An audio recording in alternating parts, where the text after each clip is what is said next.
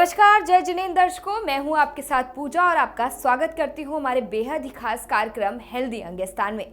दर्शकों, इस कार्यक्रम के जरिए हमारी एक कोशिश रहती है कि हम आप तक वो तमाम जानकारियां पहुंचा सके जिससे आप अपना जीवन स्वस्थ और निरोगी जी सके। तो इसी कड़ी में हम आज कार्यक्रम को आगे बढ़ाते हैं और बात करते हैं एक ऐसे कैंसर के बारे में जो कि इंडिया में मोस्ट कॉमन कैंसर है। जी हाँ, मैं बात कर रही हूँ हेड एंड नेक के कैंसर के बारे में, जिसे हिंदी से मुंह और गले का कैंसर कहा जाता है। तो आज इसी के बारे में हम बात करेंगे, इसके लक्षण के बारे में बात करेंगे, आखिर इसका ट्रीटमेंट क्या होता है इसके बारे में भी जानेंगे। और इसी के लिए इसमें बात करने के लिए हमारे साथ मौजूद है director surgical oncology C4U cancer centre और कैंसर रोग विशेषज्ञ एवं cancer surgeon Yashoda hospital Kaushambi से डॉक्टर दीपक कुमार जैन। डॉक्टर दीपक जैन, आपका बहुत बहुत स्वागत है हमारे चैनल में। बहुत बहुत धन्यवाद जी। जी बिल्कुल, और हमारे साथ आप जुड़ गए हैं और जैसे कि आज हम हेड एंड नेक के कैंसर के बारे में बात करने वाले हैं, जो कि मोस्ट कॉमन कैंसर जो है वो पाया जाता है। और ऐसे में हम बात करें तो हमारे देश में ऐसे कौन से कैंसर हैं जो कि बहुत ही कॉमन लोगों में पाए जाते हैं? तो पूजा जी, जैसे हम बात कर रहे हैं, देश में कैंसर बहुत ज़्यादा एक बढ़ती हुई बीमारी है जिसके बारे में एक बहुत गंभीरता से हमको चर्चा करनी चाहिए। इसके रिस्क फैक्टर्स, इससे बचाव, इसका इलाज, इसके बारे में हमें सारी बातें करनी चाहिए। तो हमारे देश में कैंसर में सबसे ज़्यादा कॉमन कैंसर है वो है एक head and neck cancer. Head and neck cancer यानी मुंह और गले का कैंसर, ये पुरुषों महिला दोनों में इक्वली कॉमन है, यानी बराबर समानता से पाया जाता है। लंग कैंसर इसके बाद नेक्स्ट मोस्ट कॉमन कैंसर है। महिलाओं में ब्रेस्ट कैंसर हुआ या बच्चेदानी का कैंसर हुआ या सर्विक्स का कैंसर हुआ, ये सारे कैंसर भी बहुत कॉमन है।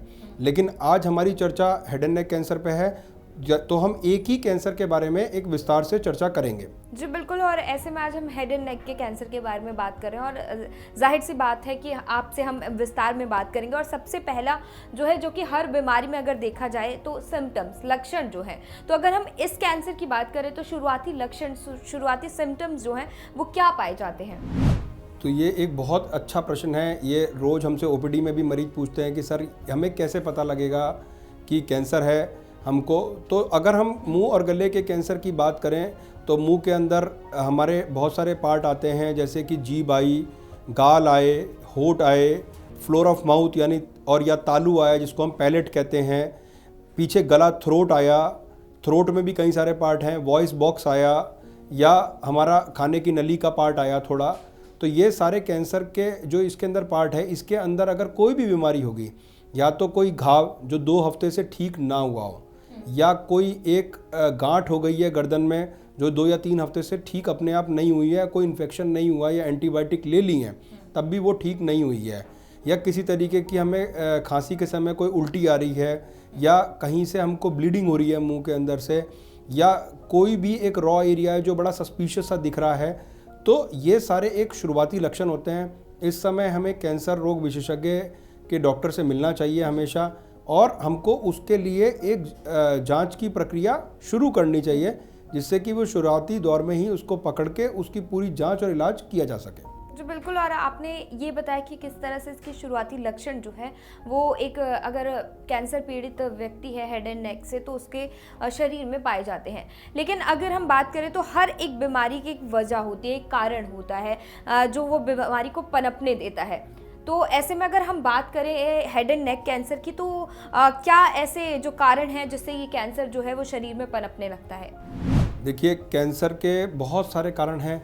हमारे जो सबसे इम्पोर्टेंट कारण है कि जैसे जो एक आदतें हैं, अल्कोहल, टोबैको यानी तम्बाकू का किसी भी प्रकार का सेवन, या तो वो गुटखा के फॉर्म में हो, या वो तम्बाकू डायरेक्ट कोई खा रहा है, या तम्बाकू के टूथपेस्ट आते हैं तो जिसको मशेरी बोलते हैं, कोई लोग तम्बाकू से दंत मंजन टाइप यूज़ करते हैं गाँव में, बीड़ी पी रहे हैं, सिगरेट पी रहे हैं, या सिगार पी रहे हैं, या किसी भी फॉर्म में शराब पी रहे हैं, तो ये सारे एक बहुत इंपॉर्टेंट लक्षण है, वो बहुत इंपॉर्टेंट कारण है जिसकी वजह से कैंसर हो सकता है। उसके अलावा खाने में जो मिलावट है, या किसी भी तरीके का फूड एडल्ट्रेशन जिसको हम कहते हैं, या फिर पोल्यूशन है, ये भी एक बहुत सारे उभरते हुए कारण हैं जो कि कैंसर के रोग को बढ़ाते हैं। तो इन सब से हम अगर बचाव करेंगे, जो लोग तंबाकू और शराब साथ में पीते हैं, तो ये मल्टीप्लिकेटिव होता है। मैं आपकी भाषा में बात करने की कोशिश कर रहा हूँ तो लेकिन ये मल्टीप्लाई होता है, यानी जुड़ेगा नहीं, जमा नहीं होगा, ये मल्टीप्लाई हो जाएगा उसका रिस्क। तो ये एक बड़ा गंभीर बात है जिसको हमको समझना चाहिए, और ये आदतें अच्छी नहीं हैं। तो इन आदतों से बचें और अच्छी आदतें रखें, तो हमको इन सब चीज़ों से बचाव हो सकता है। जी बिल्कुल, और आदतों को सुधार कर ही हम अपने शरीर को स्वस्थ रख सकते हैं, जो कि एक बहुत ज़रूरी भी होता है। लेकिन लोग इसको हालांकि समझते नहीं हैं, और आजकल की लाइफस्टाइल को देखें तो लोग लगातार जो है कहीं ना कहीं धूम्रपान का और तंबाकू का ज़्यादा सेवन करने लगे हैं। लेकिन अगर हम बात करें हेड एंड नेक कैंसर की, तो क्या इसके अलग अलग तरह के टाइप्स होते हैं? क्या ये अलग अलग तरह का कैंसर जो है ये पनपता है हमारे शरीर में? जैसा कि पूजा जी अभी मैंने बताया कि मुंह के किसी भी पार्ट में, या तो जीभ पे होगा तो उसे हम टंग कैंसर कहेंगे, बक्कल गाल पे होगा तो उसे बक्कल म्यूकोजा कैंसर कहेंगे, गले में होगा तो हम उसे थ्रोट कैंसर, ओरोफेरिंक्स का कैंसर या लैरिंक्स का कैंसर कहेंगे। लेकिन ये सब तरीके से एक ब्रॉड टर्म हम इसको कहते हैं कि हेड एंड नेक कैंसर है। इनके सबके कारण एक जैसे ही होते हैं, इन सब का इलाज थोड़ा थोड़ा अलग होता है। तो ये सारी चीज़ें अगर हम इनको समझें तो एक मोटे ब्रॉड वे में हम इसे नाक कान गला के किसी भी पार्ट का कैंसर होता है तो हम उसको हेड एंड नेक कैंसर की एक ब्रॉड टर्म यूज़ करते हैं। जी, और ऐसे में अगर हम देखें कि अगर कोई किसी के शरीर में जो है ये कैंसर पनप चुका है, और अब उसको समझ आने लग गया कि धीरे धीरे उसको जो है वो पेनफुल कहीं ना कहीं फैक्टर में आ गया है, अब दर्द जो है वो ज़्यादा बढ़ रहा है, तो उसको कैसे डॉक्टर के पास जाना चाहिए, किस तरह से उसको ट्रीटमेंट इसका लेना चाहिए? ये बड़ा महत्वपूर्ण है। हमको हमेशा इलाज करते समय हमें अगर कभी भी कैंसर का शक हुआ है तो हमको ऑन्कोलॉजी के डॉक्टर से मिलना है, जो कि कैंसर के डॉक्टर हैं। इसमें 3 तरीके के डॉक्टर होते हैं। एक कैंसर सर्जन होते हैं, इनको सर्जिकल ऑन्कोलॉजिस्ट बोलते हैं। एक कैंसर के कीमो के डॉक्टर होते हैं, जो कीमोथेरेपी देते हैं, उन्हें मेडिकल ऑन्कोलॉजिस्ट बोलते हैं। एक कैंसर के रेडिएशन यानी सिकाई के डॉक्टर होते हैं, जिन्हें रेडिएशन ऑन्कोलॉजिस्ट बोलते हैं। तो किसी भी डॉक्टर से मिल सकते हैं, किसी भी डॉक्टर से मिलें तो सब ऑन्कोलॉजिस्ट हैं। वो उसकी जांच करेंगे, क्लिनिकल एग्जामिनेशन करेंगे, अगर कोई टेस्ट होगा तो वो टेस्ट करेंगे, और उसकी जांच की प्रक्रिया और इलाज की प्रक्रिया को हमें जल्दी से जल्दी शुरू करना चाहिए, और यही एक सही तरीका है। जी, और जिस तरह से आपने बताया कि इसके अलग अलग तरह की बीमारी का इसका इलाज होता है, इसका कहीं ना कहीं ट्रीटमेंट जो है अगर हम बात करें तो जिस तरह से आपने कीमोथेरेपी की बात करी, तो क्या बाकी कैंसर जिनके जैसे कीमोथेरेपी क्या इसके लिए भी ज़रूरी होती है? तो कैंसर में अलग अलग कैंसर में अलग अलग स्टेज पे थोड़ा अलग अलग ट्रीटमेंट होता है। तो यदि हमें किसी भी समय पे कीमोथेरेपी की ज़रूरत है तो वो हमको करना है, हमको उससे डरना नहीं है। हमें किसी भी अंधविश्वास को बढ़ावा नहीं देना है, तो ये हमें बड़ा ज़रूरी है। जो उसका सही इलाज है हम वो करें। अगर कीमोथेरेपी की ज़रूरत है, या ऑपरेशन हुआ है, ऑपरेशन के बाद सिकाई की ज़रूरत है, या रेडिएशन की ज़रूरत है, या कीमोथेरेपी की ज़रूरत है, तो वो हमको सारी चीज़ें कंप्लीट करना है। ये सारी चीज़ें कंप्लीट करके ही हमारा ट्रीटमेंट पूरी तरह से होता है, और उससे ही हम इस भयानक बीमारी से जीत सकते हैं, और हम निश्चित जीत जाएंगे अगर हम पूरा ट्रीटमेंट कंप्लीट करें तो। जी डॉक्टर दीपक, आप जिस तरह से अभी बात कर रहे हैं कैंसर के बारे में, और यहाँ पे हम बात कर रहे हैं यहाँ पे हेड एंड नेक के कैंसर के बारे में, और जब नेक की बात होती है तो आजकल बहुत ही कॉमन जो है महिलाओं में बीमारी है थायराइड की बात कर रहे हैं, जो कि देखा गया है कि इसमें भी अलग अलग तरह की चीज़ें, आपके शरीर में बदलाव जो आता है, किसी का शरीर पतला होने लग जाता है, किसी का मोटा, लेकिन ये गले में ही होता है थायराइड। तो क्या ये थायराइड कैंसर जो है अगर देखा जाए तो क्या ये इसी से रिलेट करता है? थायराइड एक ग्रंथि है जो कि हमारे गले में होती है, पुरुषों महिलाओं में दोनों में होती है, जो कि एक हार्मोन सिक्रीट करती है थायरॉक्सिन, जो हमारी नॉर्मल फंक्शनिंग बॉडी के लिए ज़रूरत होता है सबकी। तो जो थायराइड की बीमारी होती है, थायराइड में बहुत सारी बीमारियां होती हैं। तो जो आप सिम्टम्स मुझे बता रहे हैं कि कोई पतला है या मोटा हो गया, या किसी को ठंड ज़्यादा लग रही है, किसी को गर्मी ज़्यादा लग रही है, तो वो हाइपरथायराइडिज्म और हाइपोथायराइडिज्म के सिम्टम है।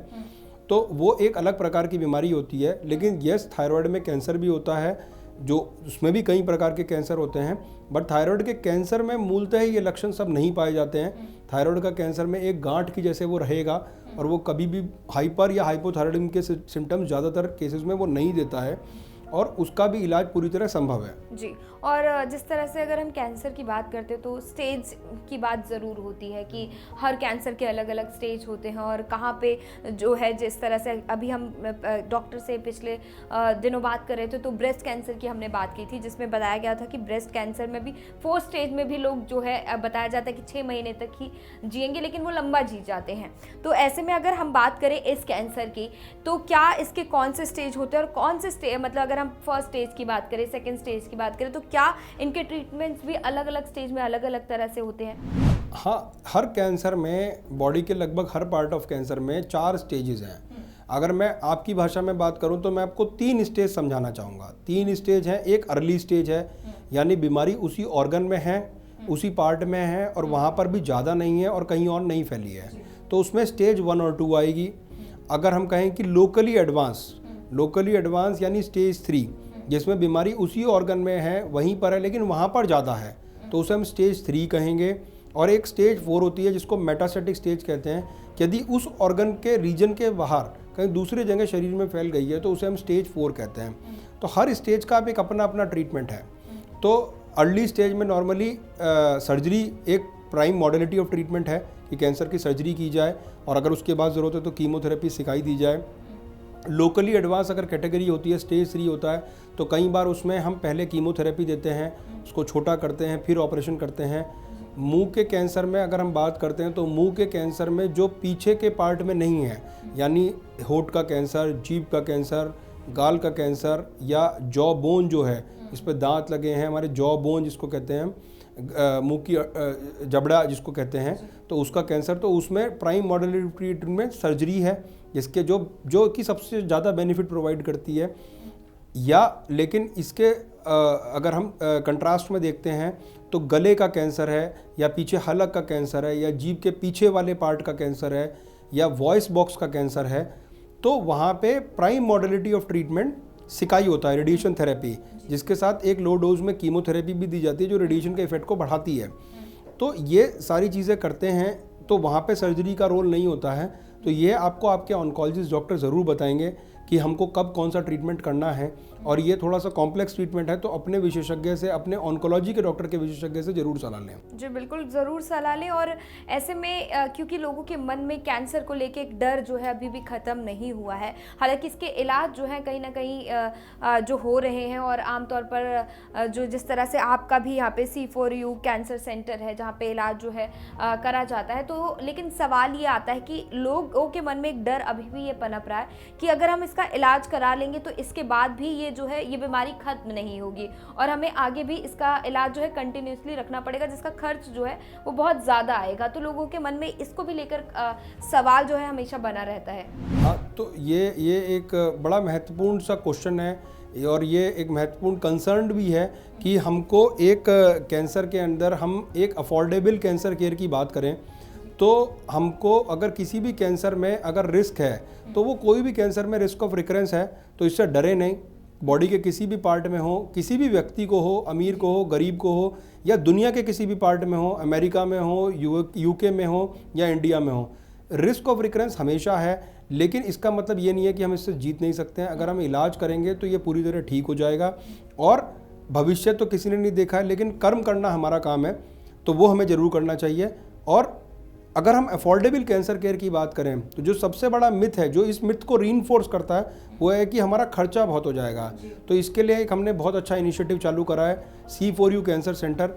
ये हमारी एक NGO संस्था उम्मीद के द्वारा एक कैंसर सेंटर चलाया जाता है, जो कि Vaishali metro station, Ghaziabad, Delhi NCR के एरिया में ये सेंटर सिचुएटेड है, जो कि वहाँ पे एक अफोर्डेबल कैंसर केयर, यानी कोई भी कीमोथेरेपी अगर एक प्राइवेट अस्पताल में 30-35 हज़ार की या 40 हज़ार की होती है, तो यहाँ हमारी समाज NGO की मदद से वो कैंसर की कीमोथेरेपी की दवाई पूर्ण तरीके से दवाई के खर्च के साथ सारी चीज़ों को साथ मिला के 3-4 हज़ार में ये कंप्लीट हो जाती है, जो कि एक बहुत बड़ा 70 से 80% डिस्काउंट या 90% डिस्काउंट की हम बातें कर रहे हैं। तो ये एक बहुत बड़ा अचीवमेंट है। ये 3 साल से ये सेंटर चलता है, जहाँ पे करीब अब तक 900 मरीज या से लेके 1000 मरीज दिल्ली NCR के बेनिफिट पा चुके हैं।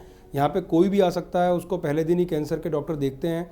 और इस तरीके के इनिशिएटिव हम और भी शहरों में देश में लाना चाहते हैं और बहुत सारे कैंसर के डॉक्टर इससे और बहुत सारे समाज के लोग इससे लगातार जुड़ते जा रहे हैं, तो निश्चित तौर पे एक सोल्यूशन, कॉस्ट इफेक्टिव सोल्यूशन भी बहुत जल्दी ही हम सबके सामने आएगा इस चीज़ के लिए। जी बिल्कुल, आप बहुत अच्छा काम कर रहे हैं डॉक्टर दीपक, और शायद समाज को या लोगों को इसकी ज़रूरत भी है और जागरूक होने की भी ज़रूरत है, जो कि आप अभी हमारे दर्शकों को बता रहे हैं कि किस तरह से वो इसका ट्रीटमेंट और इलाज ले सकते हैं। एक सवाल ये भी बनता है, क्योंकि बहुत बार ऐसा होता है कि बहुत सारे कैंसर ऐसे होते हैं कि जो कि जेनेटिक होते हैं, या जो जिस तरह से बहुत सारी बीमारियां भी ऐसी होती है जो जेनेटिक होती है, तो क्या ये जो कैंसर है ये भी जेनेटिक पाया जाता है? Head and neck cancer mostly genetic नहीं होता है। अगर हम सारे बॉडी के कैंसर भी देखें तो 10% कैंसर ही होते हैं जिसके अंदर जेनेटिक कंपोनेंट होता है, 5 से 10% बस। 90% चांस है कि वो स्पोरेडिक होगा। स्पोरेडिक का मतलब है बाई चांस, बाई एनवायरनमेंट, यानी वो किसी को भी हो गया, उसका रीज़न कोई भी हो सकता है। तो हेड एंड नेक कैंसर में तो ये जेनेटिक कंपोनेंट बहुत ही कम है, तो ये कोई फैमिलीज़ में रन नहीं करता है, तो बिल्कुल न डरें। हम उस कैंसर के मरीज के साथ में रहेंगे तो हमको हो जाएगा, ये भी एक बहुत बड़ा मिथ है। तो कंटेगियस नहीं होती कैंसर की कोई भी बीमारी, तो आप उसके साथ रह सकते हैं। उससे उल्टा ज़्यादा मॉरल सपोर्ट की ज़रूरत है, उसको वो प्रोवाइड करें, ठीक है। आप उसके साथ खाना भी खा सकते हैं, आप साथ में रह भी सकते हैं, आप कपड़े भी शेयर कर सकते हैं, आप घूमने भी जा सकते हैं, आप सब कुछ कर सकते हैं। उससे कोई किसी को, कोई साथ वाले को बीमारी या रिस्क नहीं है।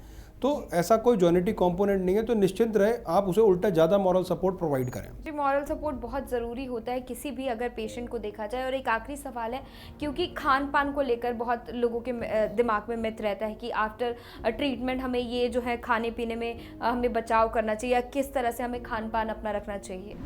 तो खान पान तो आपके घर में जो भी बुजुर्ग हैं या जो भी बच्चे हैं, तो जैसा आपको वो खाना खाते हैं, आप बिल्कुल वैसा ही खाना सबसे आइडियल खाना होता है कि हम अच्छे समय पे आहार करें, ठीक है, समय पे खाना लें। और उसके अलावा हम बहुत लेट नाइट फूड्स जो होते हैं या जंक फूड्स होते हैं, इनसे हम दूर रहें। ये सबको पता है, लेकिन हम फॉलो बहुत कम करते हैं, ठीक है। हेल्दी फ्रूट्स अपनी डाइट में इंक्लूड करें। एक्सरसाइज नियमित रखें, एक्सरसाइज से इम्यूनिटी बूस्टअप रहती है, तो एक एक्सरसाइज करें और अच्छी डाइट लें और एक संतुलित आहार लें, ना ओवर ईटिंग करें ना अंडर ईटिंग करें। फ्रूट्स की कंजप्शन अच्छी रखें, गलत आदतों से जैसा कि अल्कोहल, टोबैको, इन सबसे दूर रहें, एक्टिव फॉर्म में भी और पैसिव फॉर्म में भी। पैसिव फॉर्म भी एक रिस्की है कि अगर आप कहीं पे बैठे हैं किसी कमरे में और वहाँ 2 लोग सिगरेट पी रहे हैं, आप नहीं भी पी रहे हैं, तो भी पैसिव स्मोकिंग से अगर जाएगा तो वो भी एक हार्मफुल ही चीज़ है, तो उस चीज़ से बचें। और सारी आप स्ट्रेसफुल लाइफ जिएं और समय पे सोना, समय पे उठना, और एक लाइफ में थोड़ा एन्जॉयमेंट भी रखें। ख़ास तौर से ये पूरी की पूरी सीरीज़ यूथ के लिए रहती है, तो यूथ को मैं ख़ास तौर से बताना चाहता हूँ कि हम स्ट्रेसफुल में बाकी चीज़ों में भी रीइंफोर्समेंट करते रहते हैं और गलत आदतों की तरफ जाते हैं, तो वो उससे दूर रहें। आप ही भविष्य हैं, आप ही को सबको बचना है, और कैंसर से हम शुरुआती दौर में ही बच सकते हैं। जी बिल्कुल, और एक आखिरी संदेश जो हमारे दर्शकों को आप देना चाहेंगे जो इस वक्त हमें देख रहे हैं? तो एक बहुत अच्छा संदेश है कि ये हेल्दी इंडिया सीरीज़ है ये पूरी, तो आपके लिए एक संदेश है, सर्वे संतु सुखिनः सर्वे संतु निरामया, यानी निरोग रहना ही स्वस्थ है, स्वस्थ ही स्वास्थ्य है, और स्वास्थ्य ही सुख है। तो यही एक मेरा संदेश है कि आप हेल्दी रहें हमेशा और एकदम स्वस्थ रहें। Thank you. और जब आप स्वस्थ रहेंगे तो आपका परिवार और आपका समाज और आपका देश भी स्वस्थ रहेगा। आपका बहुत बहुत शुक्रिया आदिनाथ टीवी चैनल के साथ। Thank you. तो हमारे साथ डॉक्टर दीपक कुमार जैन थे, जिन्होंने हमें आज हेड एंड नेक कैंसर के बारे में बताया और बहुत ही आसान भाषा में हमें समझाया इसके लक्षण और ट्रीटमेंट के बारे में। तो आगे हम आपको और किसी बीमारी के बारे में और उससे बचाव के बारे में ज़रूर बताएंगे। तब तक के लिए आप देखते रहिए आदिनाथ टीवी चैनल। मुझे दीजिए इजाज़त। जय जिनेंद्र।